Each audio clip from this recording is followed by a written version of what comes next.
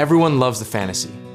Quit your job on a Friday, launch your business on a Monday, and by Thursday, you're on a yacht.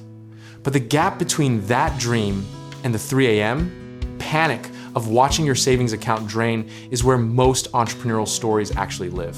The question isn't whether you times can, times quit, it's whether you've built enough runway to survive the part nobody posts about on LinkedIn. And spoiler, most people haven't, because they planned for the best case scenario instead of the most likely one. Here's the cold truth that mentors whisper at conferences but rarely say out loud. The average new business takes 2 to 3 years to generate a consistent, livable income. That's not pessimism, that's just the data talking. And the data has seen a lot more failed launches than your enthusiasm has. Think of Runway like oxygen on a plane. You don't realize how much you need until you're already at altitude with the masks dangling.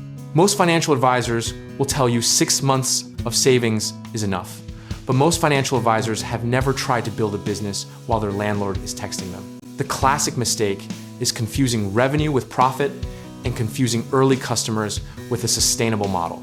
You land 2 clients in month 1, you pop the champagne, and then month 3 rolls around and both contracts end and you're performing CPR on your checking account.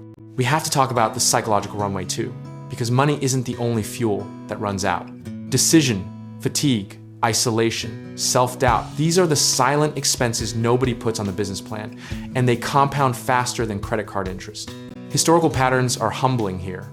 Research consistently shows that entrepreneurs who maintained part-time income or overlapping employment during their transition phase had significantly higher survival rates in years 1 and 2. The romantic cold turkey quit makes for a better story, but the slow, strategic overlap makes for a better times outcome. There's a misconception worth burning to the ground right now, having runway. Doesn't mean you're not committed, it means you're not reckless. Discipline and preparation aren't the opposite of boldness. They are times boldness, just wearing a spreadsheet instead of a cape. So what does smart runway actually look like in practice? Most seasoned operators suggest 12 to 18 months of personal living expenses saved, plus 3 to 6 months of projected business operating costs, separate buckets, not one blurry pool of, I think I'm fine. The other lever people ignore is reducing your burn rate times before, times you quit, not after. If you downsize your lifestyle 6 months before you leave your job, you essentially extend your runway without earning a single extra dollar.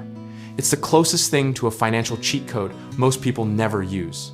Here's the irony that should make you laugh and cry simultaneously.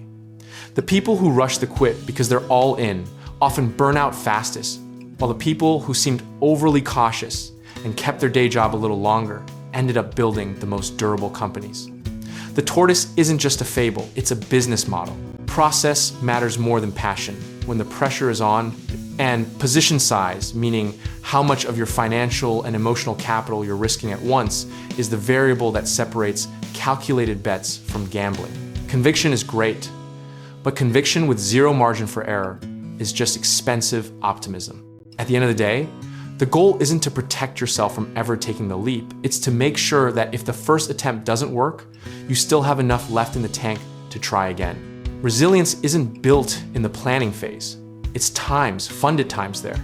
Comfort with uncertainty is the final skill, and you build it by knowing that whatever happens, you made a rational, prepared decision, not an impulsive one driven by a motivational quote at 2 a.m.